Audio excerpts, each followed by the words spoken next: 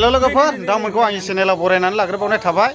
जोंना गाबोन सेप्तेम्बरनि 18 तारिख रबिबार जोंनि खेलाया गाबोन ओपनिं जासिगोन। बयबो फैनानै नायफैनो हासिगोन। दा जोंना गासैबो तैयार जाजोबखाबाय। आर्टिस्टआथ' बेनो फैखागोन। नोंथांमोना गोबांथार भिडिअफोरनि गेजेरजोंनो नुखाबाय।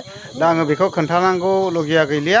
नोंथांमोना गाबोननि दिनावहाय निस्सय फैनानैल' खेलाखौ आरामसे नायफैदो। दा गोबांथार गामिनिफ्राय फुटबल खेलाखौ नायनो एक्साइटेड जानानै दंजोबखायो। दा जोंजोंहाय खबर लाजोबदों।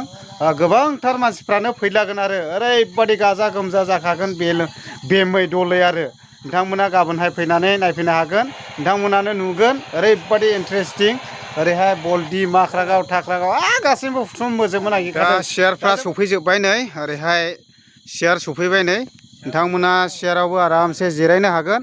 अनलि 60 थाखानिनो जिरायनानैहाय आरामसे हान्थु सोमाव सोमाव नायनो हागोन आरो जोङो बुहुद फेसिलिटि खालामखानाय जादों जिरायनो थाखायबो। बेफोरखौबो बेबायदि लाइटिं खालामजोबखाबाय नै ओरैबायदि लाइट होजोबखाबाय।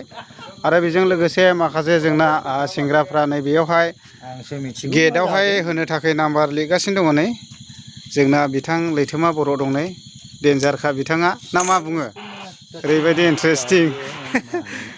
दा नै बेयावहाय सियारफोरखौबो जाबनानै दोनफैबाय। आरो नै आर्टिस्टनि थाखायबो जोंना बरिया बानायखादों नै। वाव नै ओरै गोजौआवहाय लाइटिं खालामजोबखादों नै ओरैबायदि मोजां आरो बेयावहाय पारफेक्टबो बखागोन नै। दा बयबो फैनानै नायफैनो हागोन आसा खालामबाय।